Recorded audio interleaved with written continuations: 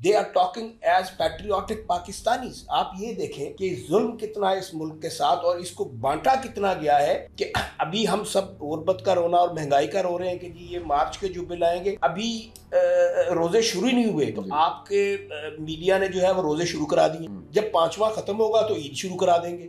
And we see all these people in the markets out there. ये आप ही engineer करने वाले हैं। कभी आप सुप्रीम कोर्ट पे हमला करवाते हैं, 2 सुप्रीम कोर्टें लगवाते हैं। कभी आप मियां अजहर को एडमिनिस्ट्रेटर बना के भेजते हैं, जब आपकी हुकूमत सुप्रीम कोर्ट बहाल करती है आप रेंजर और पंजाब पुलिस की लड़ाई कराने की कोशिश करते हैं। कभी आप चीफ ऑफ आर्मी स्टाफ को जो है BMW ऑफर कर देते हैं और वो फिर आके अपने कोर कमांडर मीटिंग में कहता है कि अगर पाकिस्तान को बचाना तो इस फैमिली से बचना है आपने। और ये वो लोग हैं जो जब वक्त आता है तो ये पांव पकड़ते हैं, जब थोड़ी ताकत आती है तो गिरेबान पकड़ते हैं। So people now know. ये जब भी मियां साहबान आते हैं ये कहते हैं कि ये फलां जो है ये खतरा है स्टेट के लिए, ये जो है ये गद्दार है। इनके पास इसके अलावा कोई स्क्रिप्ट नहीं है जो इनके किसी भी दौर में इन्होंने इस्तेमाल किया हो या जिसका इन्होंने प्रचार ना किया हो। इसके अलावा ना ये यूथ को एड्रेस कर सकते हैं, ना ये आज पाकिस्तान के हालात को कर सकते हैं। लेजिस्लेशन तो अल्लाह माफी करे कि इनके करीब से नहीं गुजरी। Are you prepared? देखें, विल ऑफ द पीपल को सप्रेस नहीं किया जा सकता। ये इनको 8 तारीख को पता लग गया। नहीं, हमें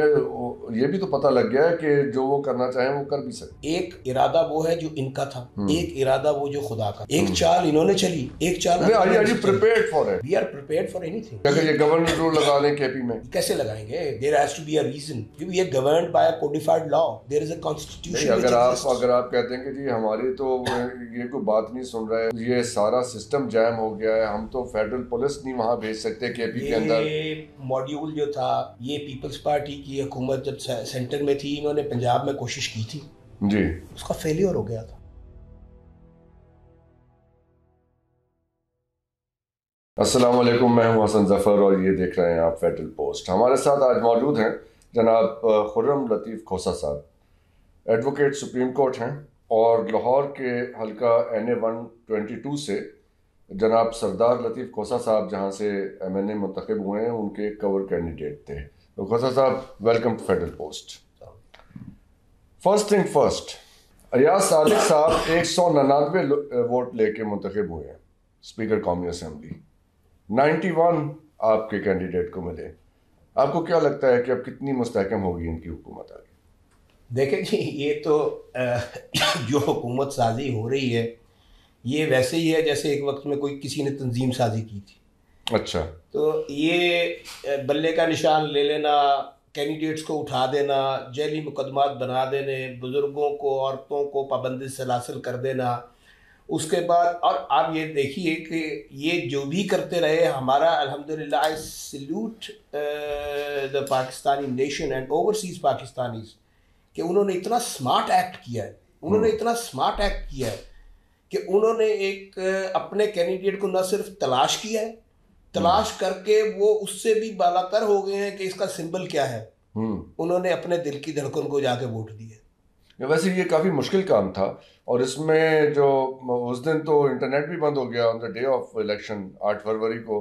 तो इसमें क्या कोई टेक्निक आप लोगों ने यूज़ की थी टू एजुकेट योर वोटर्स? वो मतलब what did you do in 122? अदा करूँगा उन सब का जिन्होंने ये किया कि उन्होंने पाकिस्तान के जो वोटर थे 47 से लेकर 71 और 71 से लेके आज तक वो इंतज़ार में थे और वो वेंटिलेट करना चाह रहे थे। और इस इलेक्शन में उन्होंने वेंटिलेट किया। उन्होंने बताया कि दे आर नॉट डम। उन्होंने बताया कि हम बेवकूफ़ नहीं है, हम भेड़ चाल पे नहीं चलेंगे। आपके ओवरसीज पाकिस्तानियों ने आके यहाँ पे जिस तरीके से उन्होंने अपना एक रोल पाकिस्तान के लिए पॉजिटिव प्ले किया and they gave message across. आप 47 में भी जो करते थे हमने तब भी नहीं माना था, जो 71 में हुआ उसके भी हम खिलाफ थे। हम पाकिस्तान को मजबूत करने के लिए, इसके इदारों को मजबूत करने के लिए आज भी कोशा है। और उन्होंने ये मैसेज दिया कि आए मिल के हमारे तर्ज पे इस मुल्क को और इसके इदारों को मजबूत करें, ना कि वो फार्मूला अपनाएं जो बार बार फेल हुआ है। राइट। हम PTI के UK और यूरोप चैप्टर जो है उनके लीडरशिप से हम 2-4 दिन पहले बात कर रहे थे। उन्होंने कहा कि हम वहाँ पे, यानी कि ओवरसीज़ पाकिस्तानियों को जो आपने जिक्र किया, वो वहाँ पे एक तहरीक चला रहे हैं कि ओवरसीज़ पाकिस्तानीज़ जो हैं रेमिटेंस ना भेजें पाकिस्तान को। आपको लगता है कि ये सियासी तौर पे दुरुस्त फैसला है? देखें, आप किसी भी चीज़ की सियाक व सबात को नहीं छोड़ सकते। एक वक्त आया जब जो अब वजीर आजम इन द ऑफिंग हैं या जिनकी पार्टी है, उन्होंने कर्ज उतारो मुल्क सवारों की एक स्कीम चलाई जी, 90s में। मैंने भी उसमें $1 अकाउंट खुलवाया छोटा सा ओवरसीज पाकिस्तान, और फिर उन्होंने क्या किया, वो खुलवाने के बाद उन्होंने वो डॉलर उठाए, कंट्रोल रेट पर स्टेट बैंक से परचेज किए और यहाँ से वो लेके चले गए। अब उनका कंसर्न क्या है? उनका कंसर्न ये है कि हम यहाँ पर अरबों रुपया भेजते हैं और वो अनअकाउंटेड फॉर लोगों के एवरफील्ड अपार्टमेंट्स में चला जाता है, वो लोगों के और महलों में चला जाता है, वो यहाँ से दुबई, यूएई, वो वहाँ से स्विट्ज़रलैंड, वहाँ से अमेरिका और वहाँ से वो यूरोप में चला जाता है। उनको ये जो प्लंडर किया जा रहा है पैसा, ये जो एक प्याला है जिसको हम इकॉनमी कहते हैं, इसमें जिन्होंने छेद किए हुए और वो छेद से वो अपने पेट भी उनके नहीं भर रहे और उनके अकाउंट्स भी नहीं भर रहे, they are concerned about this. They are talking as patriotic Pakistanis. आप ये देखें कि जुल्म कितना है इस मुल्क के साथ और इसको बांटा कितना गया है कि अभी हम सब गुर्बत का रोना और महंगाई का रो रहे हैं कि जी ये मार्च के जो बिल आएंगे, अभी रोज़े शुरू ही नहीं हुए तो आपके मीडिया ने जो है वो रोज़े शुरू करा दिए। जब 5वां खत्म होगा तो ईद शुरू करा देंगे। And we see all these people in the markets out there. आते हैं इकोनॉमी के ऊपर, ज़रा असेंबली के अहवाल बताइए, कौमी असेंबली के।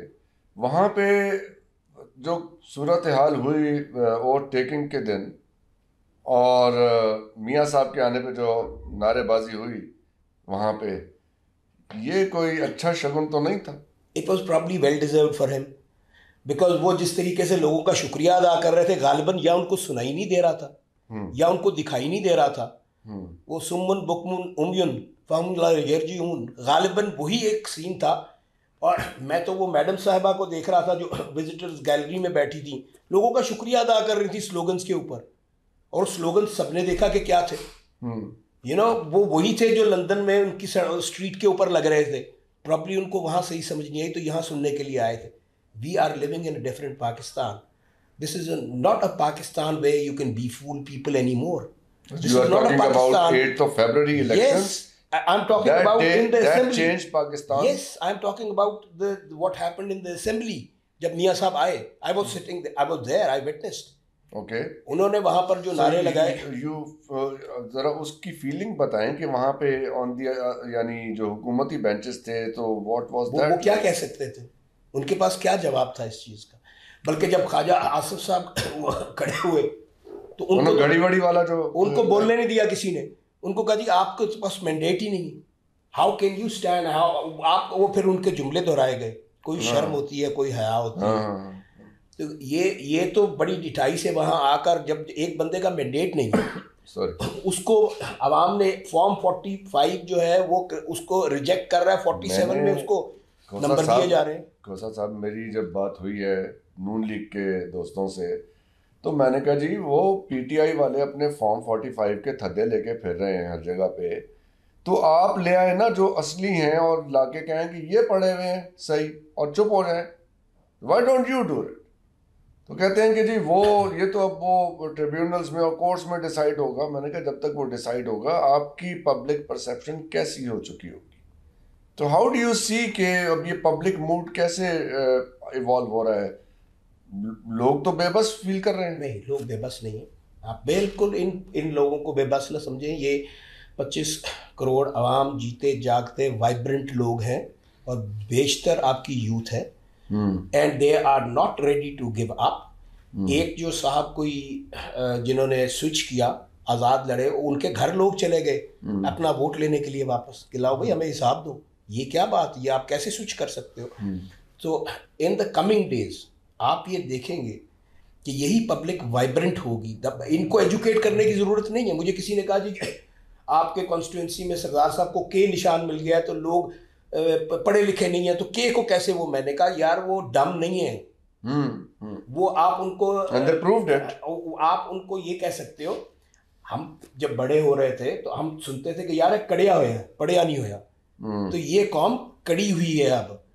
आप जितना मतलब मैच्योर हुए, मैच्योर मतलब वो एक भट्टी से निकलकर उन्होंने अपने आप को एक प्रोसेस से गुजारा है, और उन्होंने यहाँ पे झूठ सुन सुन के, पर ये 1.5 साल जो थी पीडीएम की हुकूमत, और ये उसके बाद उसकी जो कंटिन्यूएशन थी, जो चेयर टेकर वो दे गए थे, उन्होंने भी एक ही रट लगाई रखी, कोई नो MIT लगाई रखी, कोई कुछ और। लोगों ने कहा यार we have had enough of this, बस बहुत हो गया। ये आप ही इंजीनियर करने वाले हैं। कभी आप सुप्रीम कोर्ट पे हमला करवाते हैं, 2 सुप्रीम कोर्टें लगवाते हैं। कभी आप मियां अजहर को एडमिनिस्ट्रेटर बना के भेजते हैं, जब आपकी हुकूमत सुप्रीम कोर्ट बहाल करती है, आप रेंजर और पंजाब पुलिस की लड़ाई कराने की कोशिश करते हैं।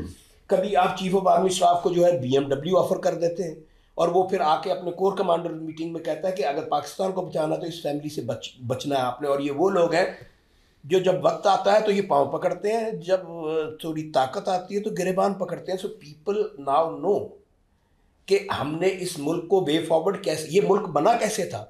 ये मुल्क बना ऐसे था, वोटिंग से बना था कि 1947 में जो उस वक्त की साम्राज्य थी, वो इसी तरह अपनी एस्टैब्लिशमेंट बुला के, वो अपने बख्तरबंद गाड़ियां बुला के इनको मारते थे, इनको गिरफ्तार करते थे, इनको जेलों में डालते थे।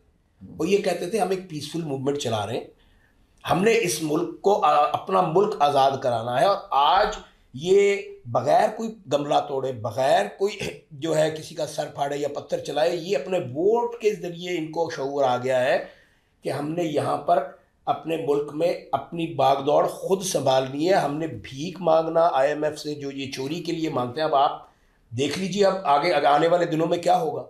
मैं आता हूँ उधर, 2 चीज़ें ज़रा मैं कनेक्ट करना चाहूँगा। आपकी लीडरशिप ने कहा कि हम ना इस असेंबली में कोई कानून पास होने देंगे, ना इसे चलने देंगे। उधर गंडापुर साहब ने ओथ लेने के बाद उन्होंने कहा कि जी यहाँ पे वो नहीं होगा जो इधर उधर होता रहे। तो दोनों जगह एक स्टैंड ले लिया। अब ये एक स्टैंड ऑफ की पोजीशन हो जाएगी। इसका मतलब है कि PTI की अब ये पॉलिसी है आगे कि वो फ्रीज कर देंगे सारे सिस्टम को। देखें पॉलिटिक्स में जब आप ये 1.5 साल वो और ये जो इन्होंने टेन्योर गुजारा, जब आपने लोगों को उनके राइट्स छीन लिए, ऑपरेशन में डाल दिया, डिप्रेशन में डालने की कोशिश की, उनसे उनके फंडामेंटल राइट्स छीन लिए, एक अनइलेक्टेड गवर्नमेंट जो है वो ऊपर इम्पोज करके वो स्पोक्समैन बने हुए हैं नून लीग के, और वो स्पोक्समैन बने हुए हैं PDM के, जो PDM की हुकूमत ही नहीं थी। तो उसके बाद लामहला असेंबली में आके ये गुफ्तगू करना, और ये क्या लेजिस्लेट करेंगे आप मुझे ये बताएं। इन्होंने क्या लेजिस्लेट किया सिवाय इसके कि इन्होंने अपने नैब केसेस ख़त्म किए। जब ये हुकूमत में PDM 1 जो थी, PDM 1 ने क्या किया, इन्होंने कहा जी कि हमारे केसेस ख़त्म कर दो। इन्होंने सिर्फ अपनी जान छुड़ाई, अपने केसेस ख़त्म कराए, और इन्होंने उस मशीनरी को यूज़ किया अगेंस्ट देयर पॉलिटिक्स। और ये कोई नई बात नहीं है, ये जब भी मियाँ साहिबान आते हैं ये कहते हैं कि ये फलां जो है ये ख़तरा है स्टेट के लिए, ये जो है ये गद्दार है। इनके पास इसके अलावा कोई स्क्रिप्ट नहीं है जो इनके किसी भी दौर में इन्होंने इस्तेमाल किया हो या जिसका इन्होंने प्रचार ना किया हो। इसके अलावा ना ये यूथ को एड्रेस कर सकते हैं, ना ये आज पाकिस्तान के हालात को कर सकते हैं। लेजिस्लेशन तो अल्लाह माफ़ी करे कि इनके करीब से नहीं गुजरी है। कल मैं सुन रहा था, एक बहुत बड़े पॉलिटिकल एनालिस्ट हैं हमारे मुल्क के, नाम नहीं लेते चले, वो कह रहे थे कि जी अगर KP में ये किया इन्होंने तो गवर्नर्स रूल जो है वो बहुत ज़्यादा देर की बात नहीं। Are you prepared? देखें, विल ऑफ द पीपल को सप्रेस नहीं किया जा सकता। ये इनको 8 तारीख को पता लग गया है। नहीं, हमें ये भी तो पता लग गया है कि जो वो करना चाहें वो कर भी सकते हैं। एक इरादा वो है जो इनका था, एक इरादा वो जो खुदा का था। एक चाल इन्होंने चली, एक चाल are you prepared for it? We are prepared for anything. अगर ये गवर्नर रूल लगा दें KP में, कैसे लगाएंगे? There has to be a reason. We are governed by a codified law, there is a constitution. अगर आप कहते हैं कि जी हमारी तो ये कोई बात नहीं सुन रहा है, ये सारा सिस्टम जैम हो गया है, हम तो फेडरल पुलिस नहीं वहाँ भेज सकते KP के अंदर। ये मॉड्यूल जो था, ये पीपल्स पार्टी की हुकूमत जब सेंटर में थी, इन्होंने पंजाब में कोशिश की थी जी, उसका फेलियर हो गया था। वो एक भी बंदा नहीं तोड़ सके थे पंजाब में। तो ये अगर ये वही माजी के एक्सपीरियंस करने हैं जो फेलियर रहे हैं, तो इनकी मर्जी है, इनको रिजल्ट वही मिलेंगे। इस दफ़ा इनको ये समझ नहीं आएगी कि लोग कितने इंटेलेक्चुअली मैच्योर हो चुके हैं कि वो इनका तमाम बयानियां उन्होंने रद्दी की टोकरी में फेंक, तमाम बयानियाँ रद्दी की टोकरी में फेंक। और उन्होंने ये कहा कि हमें ये 1.5 साल का हिसाब दो, और ये हिसाब आगे भी यही होगा। अब ये आ जाते हैं उस तरफ IMF का प्रोग्राम आ रहा है, $2 बिलियन लेने इन्होंने, $6 बिलियन हैं 3 साल में, $2 बिलियन करके। अभी पंजाब गवर्नमेंट ने ऐलान किया है कि 358 अरब रुपए के एक महीने की कुछ उनके अखराजात हैं, कुछ तरक्याती काम है, फलां फलां, वो तकरीबन $1.2 बिलियन बनते हैं। तो ये आपने नहीं सोचा इसके ऊपर कि एक तो 2 अरब के लिए इतनी भाग दौड़, और एक तरफ, और दूसरी तरफ ये 1.2 अरब रुपए जो है वो इस तरह बांटे जाएंगे। ये पैसे कहाँ से आएंगे? ये अगर हमारे पास इतने पैसे हैं तो फिर ये सारा खेल कूद क्या हो रहा है कि उधर भागे भागे जा रहे हैं। कहते हैं माले मुफ्त दिले बेरहम।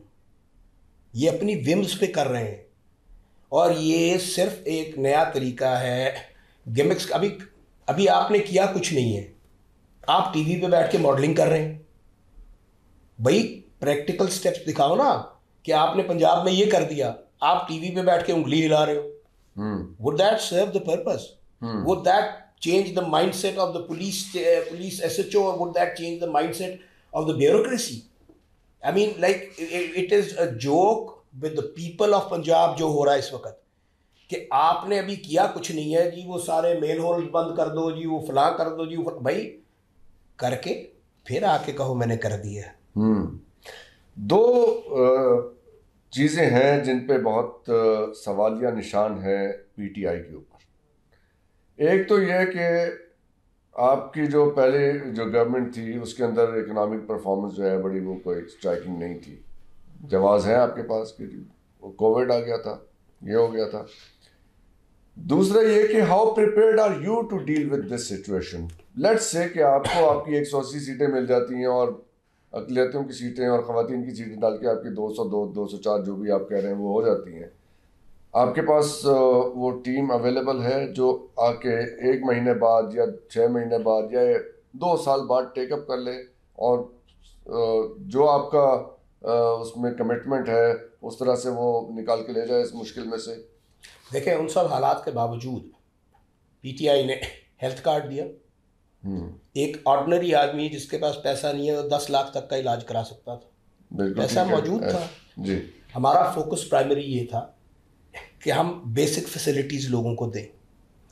आपको दुनिया सारी में सब कुछ बंद हो गया, लेकिन यहाँ पर स्मार्ट लॉकडाउन करके PTI की गवर्नमेंट ने चीज़ें चलाई रखी किसी ना किसी तरीके से। बल्कि एक स्टेज ये आई कि लोगों के बिजली के बिल भी जो थे कुछ पोर्शन जो है वो गवर्नमेंट ने उसको रिलीज़ किया। ये वो रिलीफ दिए जो कि एक डिफ़िकल्ट टाइम के अंदर, ये वर्ल्ड ओवर क्राइसिस था, ये खाली पाकिस्तान के लिए नहीं था, ये दुनिया, और बल्कि दुनिया की वो इकोनॉमीज़ जो अपने आप को स्मार्ट इकोनॉमीज़ कह रही थी वो उनका फेलियर हो गया। उनके पास वो एक्सपोज हो गए कि अमेरिका के पास इतने हेल्थ यूनिट्स नहीं है या ऐसी फैसिलिटीज़ नहीं है कि वो उनको अपने सिटीजन्स को सेव कर सकें। अक्रॉस यूरोप ये हुआ, इवन UK के अंदर उनको वो एक्सपोज हो गए कि उनका हेल्थ सिस्टम जो हम समझते हैं कि बहुत आला है, हमारे यहाँ फिर भी लोगों ने सर्वाइव किया। बिल्कुल किया। और इसी तरह आप आगे देखेंगे कि जैसे अब ये लंगर खाने बना दिए, या वो जो थे जहाँ पे जिन लोगों के पास घर नहीं है, ये आम आदमी को एक रिलीफ पहली दफ़ा दिया गया। मगर ना रिलीफ किसको मिलता है? जिसके पास ऑलरेडी है। लेकिन कर्जे भी तो लिए ना PTI की हुकूमत ने, बहुत कर्जे भी लिए। और जो हम देखना चाहते हैं होता हुआ कि यहाँ पे प्रोडक्शन इंक्रीज कर जाए, एग्रीकल्चरल प्रोडक्शन और इंडस्ट्रियल प्रोडक्शन, वहाँ पे क्या परफॉर्मेंस रही? देखें, ये जब 5 साल मुकम्मल होते हैं तो आप किसी गवर्नमेंट को जज करते हैं, राइट। ये गवर्नमेंट को अगर आप मिडवे में जज करने लग पड़े, अब जो अमेरिकन प्रेसिडेंट इलेक्ट होता है उसको 1 साल पूरा लगता है ब्रीफिंग लेने में कि वो क्या चल रहा है, इंटरनल पॉलिसीज क्या है, एक्सटर्नल क्या है। तो एक बिगड़े हुए मुल्क जिसके अंदर पार्लियामेंट्री सिस्टम इतना कमज़ोर कर दिया गया है कि उसको डिपेंडेंट कर दिया गया है कि वो वेंटिलेटर पे ही चलता रहे, और जहाँ पे पॉलिटिकल इंफ्रास्ट्रक्चर को इस तरीके से इंजीनियर और मैनिपुलेट किया जाता है कि गवर्नमेंट में आके आप अपने पॉलिटिकल राइवल्स को जो है वो निशाना बनाकर यहाँ पॉलिटिक्स करने की कोशिश करते हैं, बजाय इसके कि आप परफॉर्मेंस बेस्ड पॉलिटिक्स पे आए। और इस मुल्क की सियासत को कहा जाता है कि ये मजलूमियत की सियासत है कि जो मैं मजलूम हूँ तो मुझे वोट दें। कोई बता सकता है कि उसने क्या किया इस मुल्क के लिए? बताएं ना, कर्ज उतारो मुल्क सवारों के पैसे किधर गए, या दीगर चीजें किधर गई आपका, या आपका क्यों ये कंप्लीट नहीं हो रहा है जो सी पैक का है, या ईरान आपकी क्यों वो गैस लाइन कंप्लीट नहीं हो रही है। इसके लिए सफ़र अल्टीमेट तो पाकिस्तान के कौम करेगी ना। अब जहाँ तक पीटीआई ने अपने हिसाब से जो जो वो उसके बस में जितना उसको कर सका वो पीटीआई ने किया, और इंशाल्लाह जब आगे भी आएंगे आपको नजर आएगा कि पीटीआई डिलीवर करेगी, क्योंकि पीटीआई अब एक ऐसे वेयर इज योर टीम। देखें ये क्योंकि ये सवाल उठ रहे हैं, मैं आपको 2-3 आपके नाकदीन के सवाल आपके सामने रख देता हूँ। एक तो वो ये कह रहे हैं कि जी अगर तो वो साइफर वाला आपका बयानिया ठीक था, अगर वो अमेरिकन इंटरवेंशन जो है गलत थी, तो अब आप आईएमएफ को दावत दे रहे हैं इंटरवीन करने के लिए, ये जो आपने अभी खत लिखा है पीटीआई ने आईएमएफ को। So how do you respond? देखें जो पीटीआई ने, जैसे अभी आपने ओवरसीज पाकिस्तानी की बात की ना, PTI has simply written a letter कि ये जो आप इसका ऑडिट इसलिए कराएं कि ये कल को फिर लंदन चले जाएंगे और ये बेचारी आवाम को ये पैसा वापस करना पड़ेगा, जो आप अभी आप जैसे कह रहे थे कि ये यहाँ पर पंजाब के बजट पे जो लगाने लगे हैं वो ये कहाँ से लाएंगे। तो हमारा कंसर्न देखें, आई डोंट नो, मेरे लिए तो वो अस्टाउंडिंग था ना। देखें हम एज पाकिस्तानी यहाँ पर जो पैदा होने वाला बच्चा है उसको भी हमने कर्ज में डाल दिया। सिचुएशन यही है ना। तो ये जो गवर्नमेंट्स करेंगी, जो गवर्नमेंट्स जिनके पास मैंडेट नहीं है, जो एक सिंपल सा क्वेश्चन है, हम कह रहे हैं पाकिस्तान को दें, आप उन पाकिस्तान को बिल्कुल दें, लेकिन जब ये हुक्मरान भाग जाएंगे तो उसके बाद आप किसी और को जो है उसके लिए अकाउंटेबल कैसे बना सकते हैं? आपके खत में एक उन्होंने कोट किया है आईएमएफ का ही अपना ही एक उनका पुराना वो पॉइंट्स हैं कि जिन मुल्कों में रूल ऑफ लॉ नहीं है या वो कोई ऐसी सूरत हाल है, तो it's a very intelligently done thing कि वही उनको याद दहानी कराइए कि भाई आप ही ने लिखा हुआ है अपने मैनुअल में कि ऐसी सूरत हाल में ये पैसे नहीं दिए जाएंगे। सो उसमें मुझे बहरहाल ये बात समझ आती है कि IMF is lending body, it's not a country, it's a lending body. America is a country. तो यहाँ पे आके कहीं सूरत हाल डिफरेंट होती है। देखिए जहाँ तक तो साइफर की बात है, ये साइफर पहले भी आ चुके, ये पहले भी लहराए गए, और ये एक ऐसी कन्वर्सेशन, ये एक ऐसी कन्वर्सेशन होती है जो कि कभी उस लैंग्वेज में नहीं आती जिसमें ये होती है। It is codified by a person, it is then sent to a third person, the third person sends it to another person who decodifies it, and it is something which you can say a hearsay, primarily a hearsay, because वो original आदमी नहीं है जिसके वो लफ्ज थे। अब उसके कई भी मायने हो सकते हैं। अगर आप अरबिक की बात करें तो एक लफ्ज के अरबिक में कई मायने निकलते हैं, इंग्लिश में भी ऐसे ही है। अब वो फ्रेंच में भी बोलेगा तो और होंगे, वो चीज और है, that is something different, that is known as interfering into the internal business of the country and trying to politically engineer system. जहां बात है कि आपने बोरो करना है किसी से और उसने आपको अकाउंटेबल बनाना है कल को, और फिर उसने आपको ये कहना है कि जी आप अपने एयरपोर्ट्स आउटसोर्स करें, जैसे कि अब आपने किए हैं। उसने कहना जी आप अपनी स्टील मिल आउटसोर्स करें, यानी कि आप अपनी चीजें गिरवी रखना शुरू कर दें। जी जी। तो यहाँ पे हमारी को मोटरवे में भी रखी हुई है जी।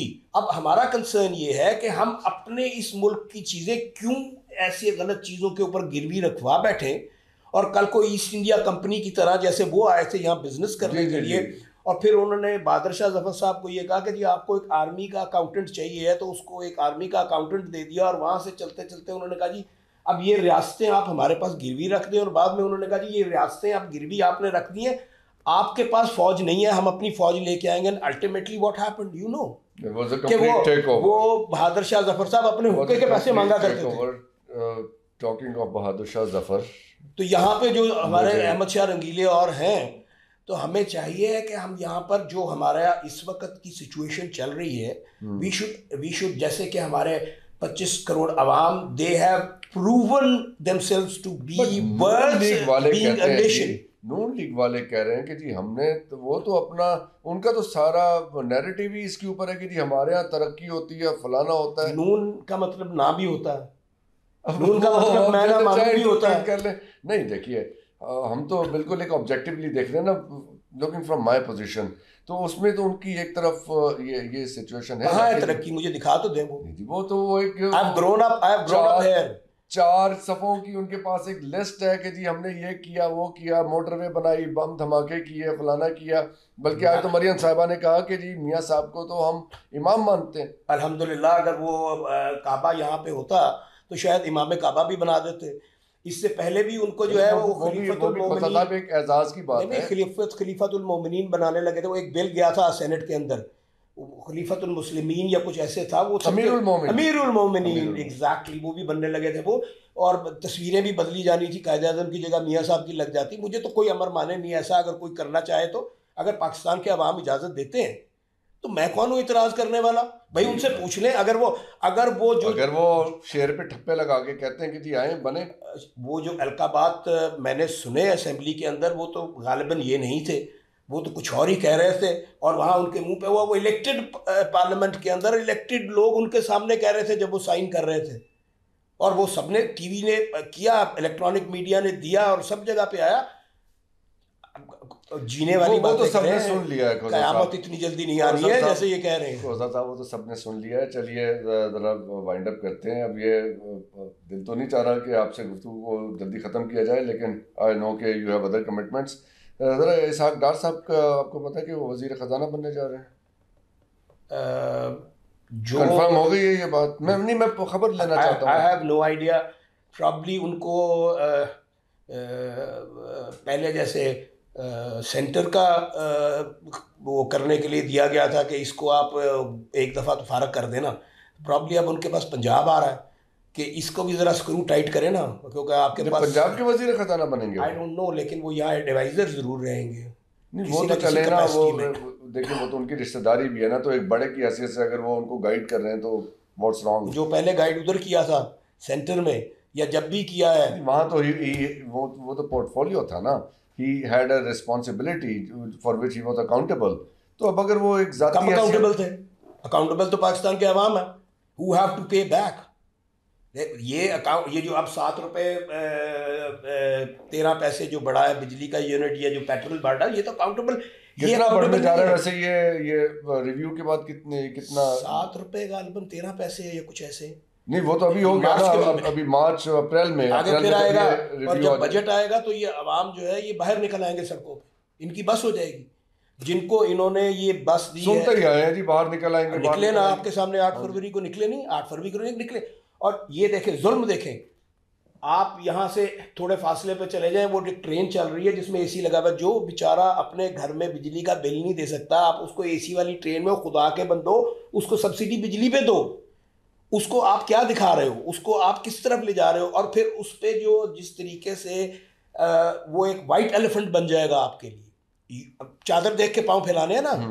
हम एक गरीब कौम है, हम एक वो कौम है जो वो कहते हैं beggars can never be choosers. ये तो आपके इन द ऑफिंग वजीर आजम है, उन्होंने एक उसके अंदर बयान दिया था कि beggars can never be choosers, so they should look in the mirror और उसको जरा रिव्यू करें कि हमारे यहाँ पर हमें जॉब अपॉर्चुनिटी चाहिए, हमें यहाँ पे टेक्निकल एजुकेशन चाहिए, हमें यहाँ पर बंदों को नहीं है ना।